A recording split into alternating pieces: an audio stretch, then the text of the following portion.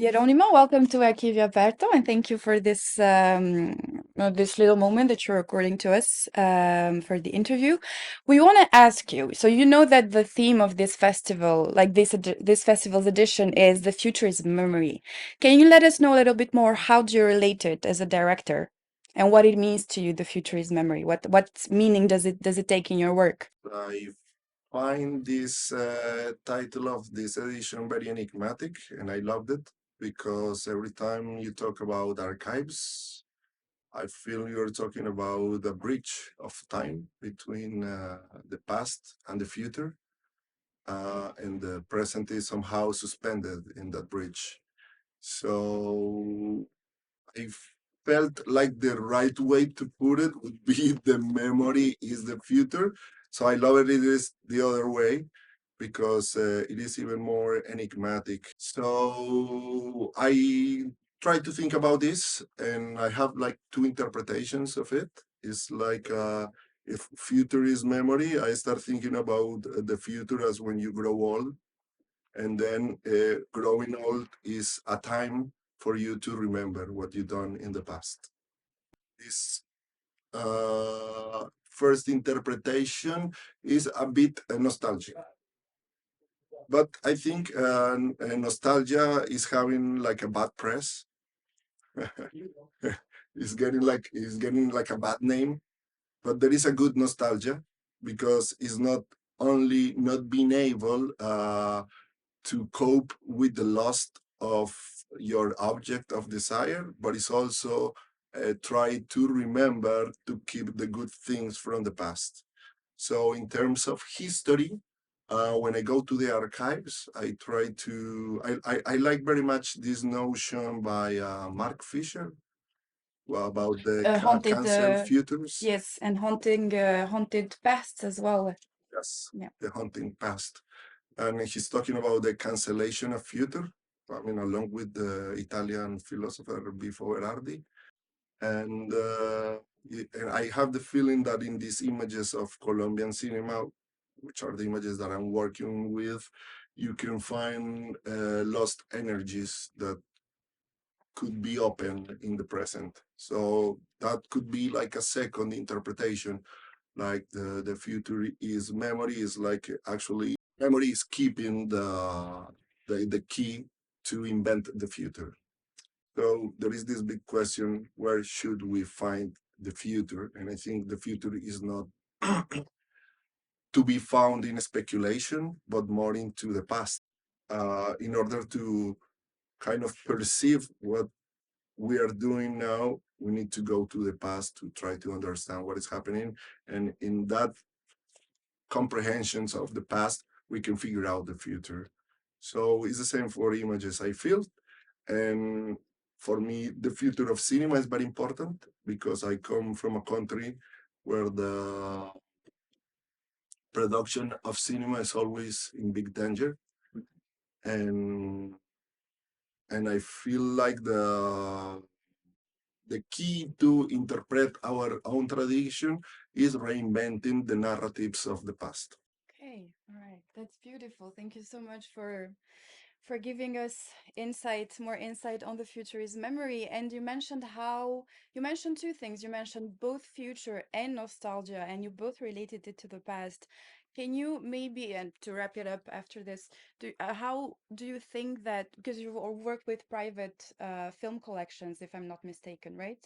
Or is it, no, it was a film archive, a public one, not Yes, I'm private working with a images. public archive that Can, is run like a private one. I mean, that's still private in it. But can you maybe let us know how do you see like the role of these institutions that are run like a private one, basically, private ones? How do you see the role of this institution in like maybe preserving, nourishing, enriching, or giving a new sense to both nostalgia and the future? Like, is the nostalgia the same thing, for example, as it has been before, or are we kind of reinventing nostalgia with these? I don't know if it's clear. Let me know if it's not. But are we kind of like, have we changed the way we perceive and relate to nostalgia now that we're going back to the past? Yes, I have this feeling that sometimes we use the term nostalgia in the same way of melancholia, but I have the feeling they are not the same. Sometimes they come together. And I think the key element for this is having this nostalgia without the melancholia, without melancholia, because we could see the bright side of the past and how it's related to us.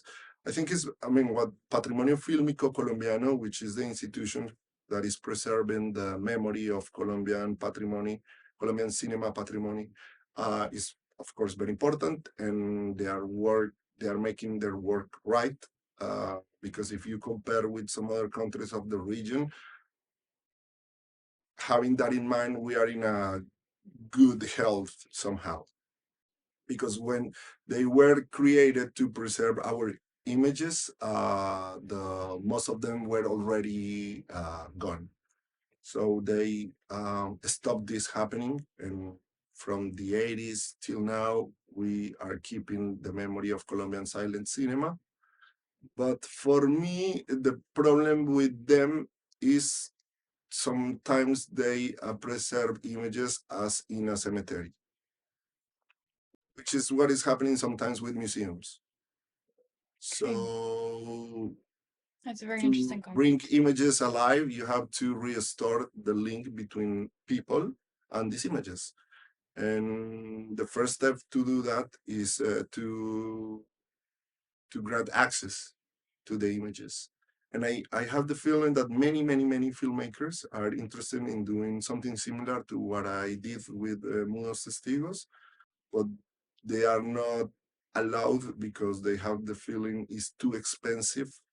And of course, Patrimonio should get money from some place to uh, to keep these images, but they have also public funding, and I think we can come up with a different method to preserve images and at the same time guarantee that people can access to them. Yeah, again, that they work on their accessibility. Yes, because I really hate this kind of copyright approach to the images that are actually in the public domain.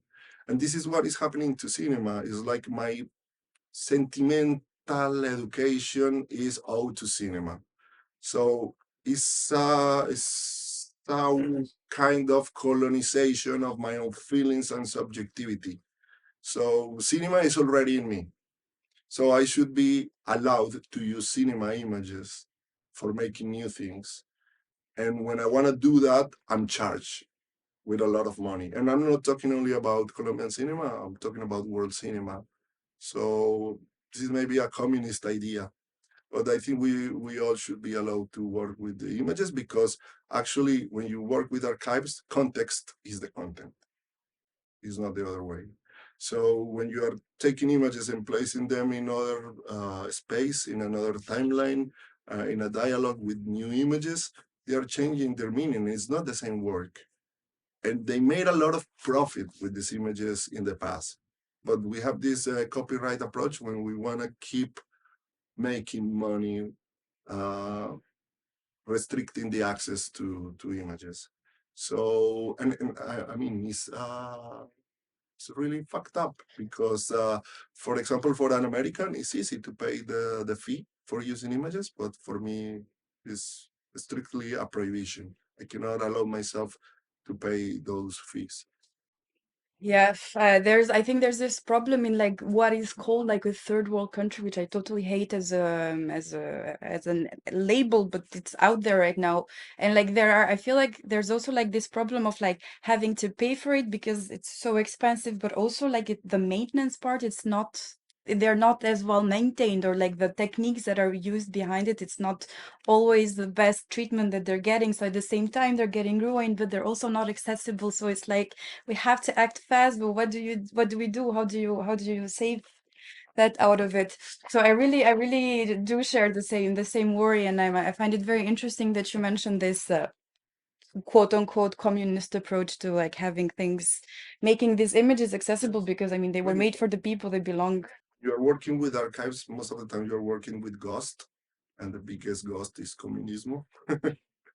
How the Communist Manifesto started, a ghost is around Europe, the ghost of communism. So I work a lot as professor, uh, and sometimes I'm introducing new filmmakers or students to working with archives. And it's funny because I say to them, if you don't have money, you can reuse images, but when they want to make it professional, they have to pay a lot and could be as expensive as shooting the new images. And sometimes I think we should be allowed to use these images to behave like a real ecologist of the image. There are plenty of images there that are drowning in this huge amount of and this big production of images. Sometimes maybe what we should do is to give new meaning to the already existing images. That could be very ecological in a way. That is so beautiful. Thank you so much for sharing all of these. Yeah, all of this with us. We're very, very happy to have had this conversation with you.